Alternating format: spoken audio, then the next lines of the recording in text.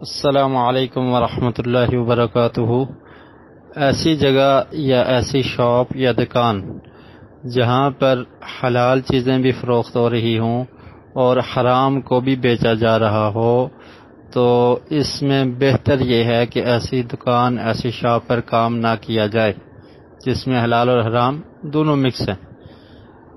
اور اگر کوئی آدمی ایسی جگہ پر کام کر رہا ہے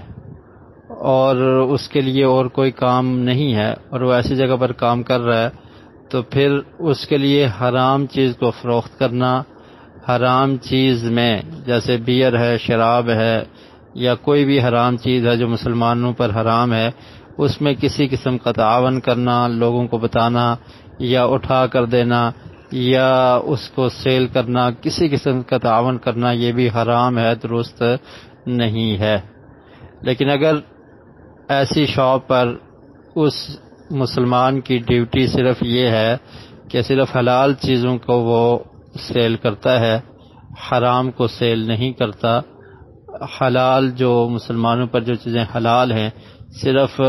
اسی کو وہ سیل کرتا ہے، تو ایسا کام بوقت ضرورت ایسا کرنا درست اور جائز ہے کہ صرف حلال چیزوں کو سیل کرنے والا ہو، حرام کے قریب نہ جائے، حرام کی کسی طرح سے بھی کسی کسٹمر کی رہنمائی نہ کرے، ان کو اٹھا کر دینا،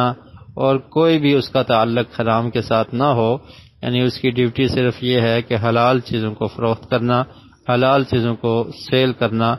تو ایسی صورت میں اس کا رزق حلال ہوگا اور اس کی تنخواہ حلال ہوگی اور وہ درست ہے۔ لیکن اس کے باوجود اسے کوئی ایسی جگہ تلاش کرنی چاہیے جہاں پر یہ اختلاط نہ ہو، حرام اور حلال مکس نہ ہو، بلکہ 100% حلال کام ہی ہو، تو وہ کرنا چاہیے۔ تو جب تک نہیں ملتا تو وہ ایسی صورت میں صرف حلال چیزوں کو اس جگہ پر سیل کر سکتا ہے، اور حرام سے بچتے ہوئے یا ان سے یہ کانٹریکٹ اور معاہدہ کر لے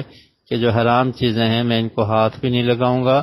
اور ان کو سیل بھی نہیں کروں گا، اور ان کی اگر کیش کی وصولی کرنی ہے تو وہ بھی میں نہیں کروں گا، صرف حلال چیزوں کی میں وصولی کر سکتا ہوں یا ان کو سیل کر سکتا ہوں یا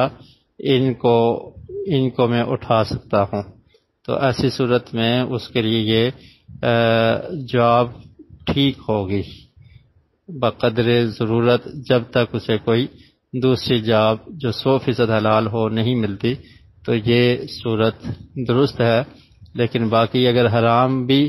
سیل کرتا ہے تو پھر وہ قطعاً درست نہیں ہے۔